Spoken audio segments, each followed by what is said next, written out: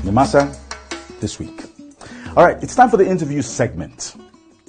I like conducting interviews. After all, I'm a broadcaster, but the people that watch this program seem to like Cordelia's interview better.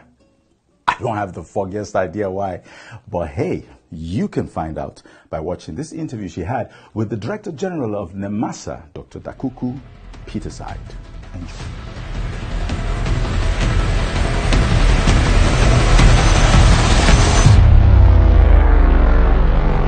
Yeah, we're here, and Dr. Dakuku Peterside is with us. Today we'll be talking about safety, because you can't be out there, high sea, and you're not feeling safe. That will be a big, big problem, not just for the people, the vessels, business, everything. So today we're looking at safety, and we have our DG NIMASA with us. So welcome.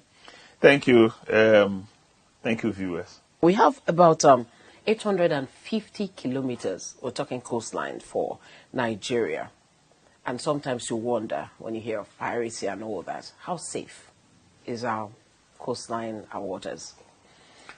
Nigerian coastline is not as safe as we would have wished it to be. And when you're talking about safety, there are two dimensions. One is the internal safety of the vessel or the assets in the maritime industry. The other one is the external. And when you talk about issues of safety, you're looking at two things. One is the state of the environment and the environment itself. And so I'm sure that when you're referring to safety, you actually mean security of the environment, the maritime domain. The second component is the navigability of our waterways, which is, again, a safety issue. So when we're talking about safety, there are three dimensions to it: safety of the asset or safety of the vessel, safety of the environment, and navigability of the environment. And so if you ask me, in terms of the factors that are internal, meaning the quality of the asset, quality of vessels that come calling at our ports or operate within our maritime domain area, I can tell you that significantly we are safe, because in carrying out our port state function, which requires us, both port state and flag state, which requires us to check the state of vessels, I think we'll be very effective and efficient in that area. Then the second dimension is security.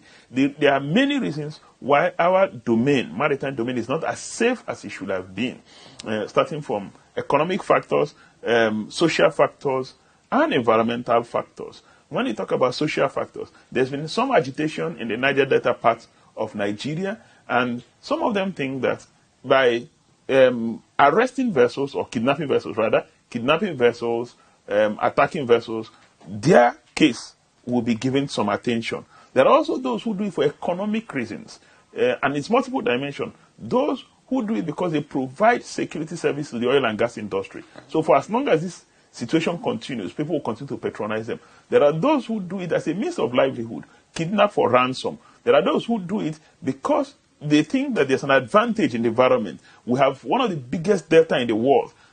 Therefore, it's going to be practically impossible for our Navy to detect everything going around there, or the military authorities to detect everything going around. So they take advantage of that. So it's multi-dimensional. It's not as safe as it should have been, but I think we're tackling it on top of the situation. Then there are also environmental issues, like having wrecks on the waterway. That's environmental issue. Okay, then we're going to come the to issue the of wrecks. pollution. The issue of pollution arising from attack on oil installations. They're all safety issues. They're all interconnected.